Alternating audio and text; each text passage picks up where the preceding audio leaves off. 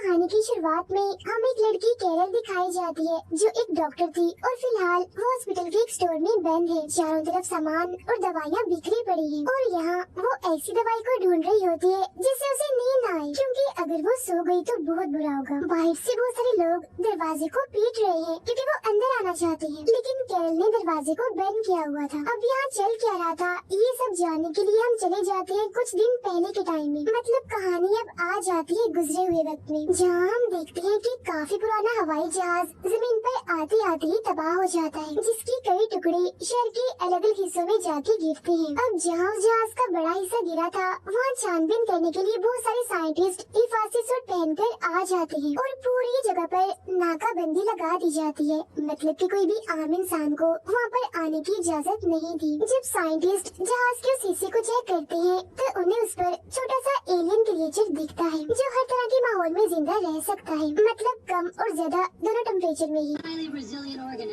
अब जो इन सब चीजों की छानबीन कर रहा था यानी यहाँ का डायरेक्टर वो आता है और जब वो बाहर होता है तो एक बच्ची उसके पास आती है जो उसी जहाज का छोटा सा टुकड़ा उसे पकड़ाती है। अब इस टुकड़े पर भी वो छोटे छोटे एलियन क्रिएचर्स मौजूद थे और जैसे ही ये उस टुकड़े को पकड़ता है तो इसके हाथ पर वो काट लेते हैं, जिससे इसके हाथ से खून निकलने लगता है। फिर जब वो घर जाता है तो आधी रात को हम उसका बहुत ही बुरा हाल देखते हैं। उसकी तबीयत खराब होने लगती है और चेहरा तो एकदम भयानक दिख रहा था।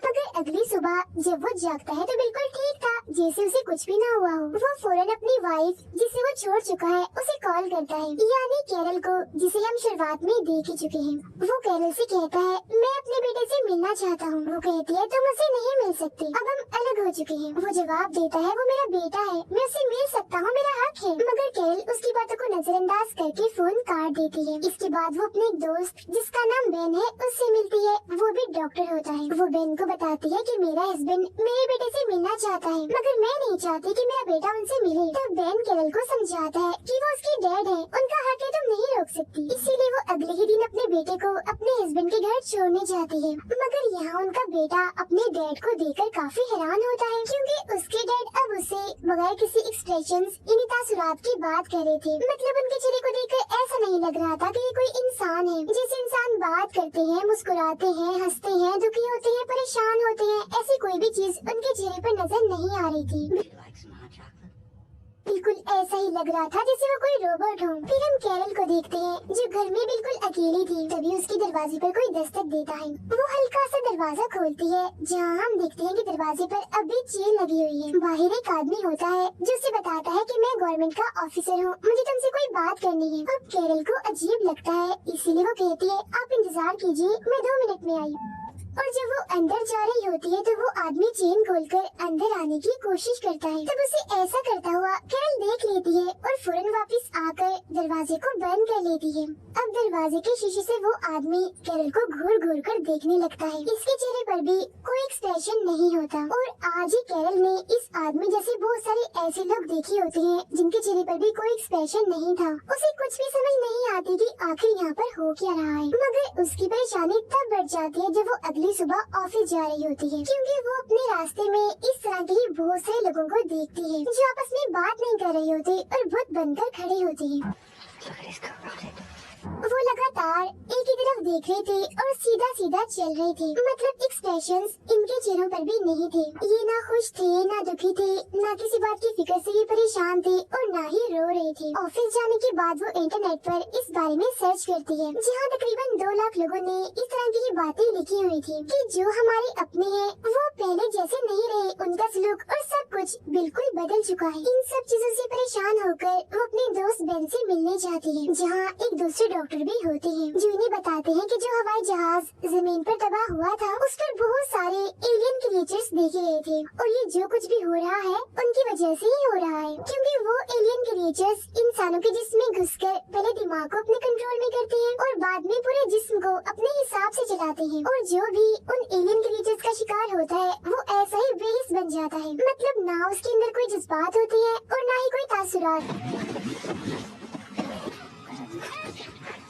सारी बातें जानने के बाद कैरल परेशान हो जाती है, इसीलिए वो फौरन अपने बेटे को लेने के लिए अपने हस्बैंड के घर जाती है, जहाँ उसके हस्बैंड के घर में और भी लोग थे। वो कैरल को बताता है कि हमारा बेटा अपने दोस्त के घर गया है उसके साथ खेलने के लिए, इसीलिए कैरल उसके कमरे में जाकर उसका सामान बांधने लगती है। लेकिन जब वो नीचे आती है तो दरवाजा बंद होता है और उसके हस्बैंड के घर जितने भी लोग थे वो सब उसे चारों तरफ से घेर लेते हैं। ये देखकर वो अपने हस्बैंड से पूछती है ये सब क्या है, जिस पर उसका हस्बैंड कहता है जब तुम सो जाओगी तो जागने के बाद तुम्हें कुछ भी पता नहीं चलेगा, बस तुम एक काम करो, हमारा साथ दो, बाकी तुम जैसी हो वैसी रहोगी, तुम्हारा दिल दिमाग जज्बात तासुरात जैसे है वैसे रहेंगी, हमारी तरह बदलेंगे नहीं। ये सब जानने के बाद कैरल समझ जाती है कि उसका हस्बैंड भी अब उन एलियन क्रीचर्स का शिकार हो गया है। वो काफी घबरा जाती है और वहाँ से भागने की कोशिश करती है, लेकिन उसका हस्बैंड उसे पकड़ लेता है और उसके मुंह पर हरे रंग की उल्टी कर देता है।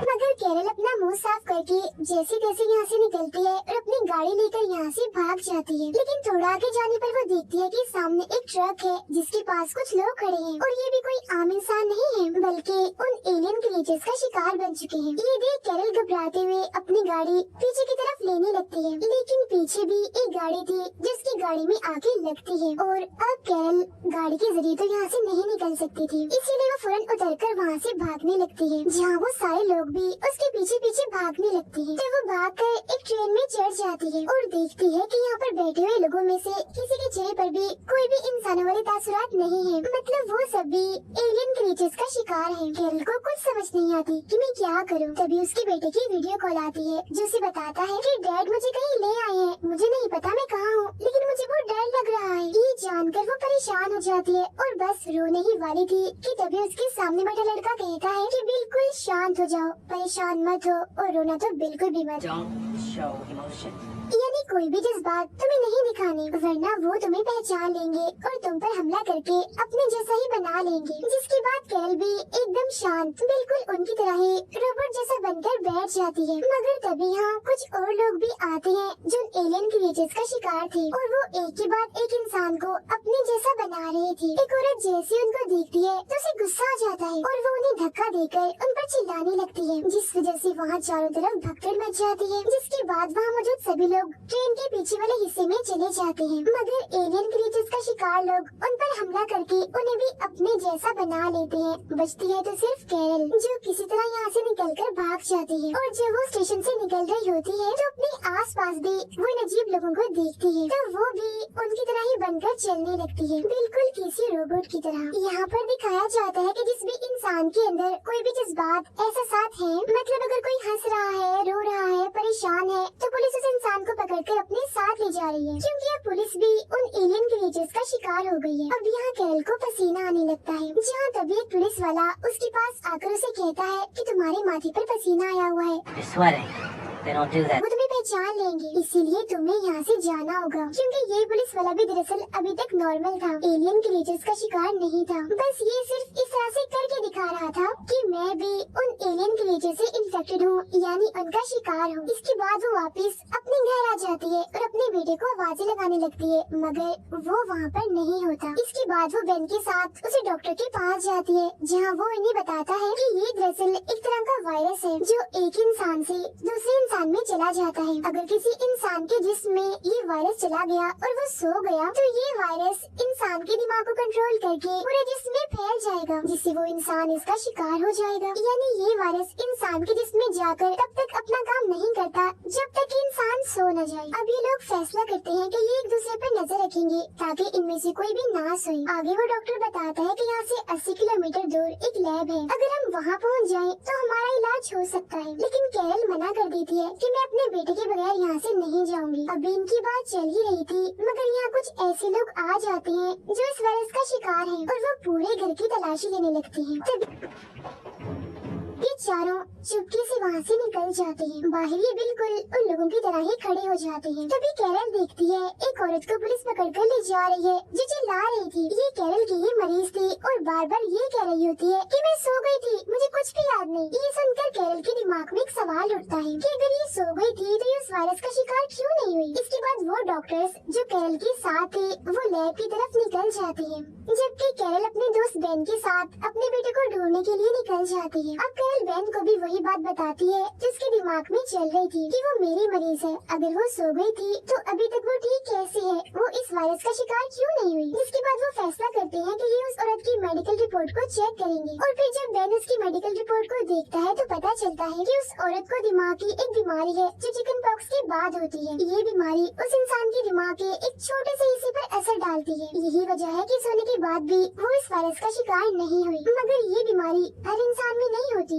सिर्फ उन्हीं लोगों में होती है जिन्हें कभी चिकन पॉक्स हुआ हो, जो एक जल्द की बीमारी है। तब ये सुनकर कैरल कहती है मेरे बेटे को भी चिकन पॉक्स हुआ था और जब बाद में हमने उसके टेस्ट करवाए तो उसे भी बीमारी हुई थी। इसका मतलब कि मेरा बेटा भी इस वायरस का शिकार नहीं हो सकता। वो पूरी तरह महफूज है इस वायरस से, इसीलिए तो वो बार बार मुझे कॉल कर रहा है क्योंकि वो ठीक जो है। अब बेन अपने उसी डॉक्टर को कॉल करता है जो लैब की तरफ गया था और वो लैब में पहुंच भी गया था। Ben Yeah, we're here.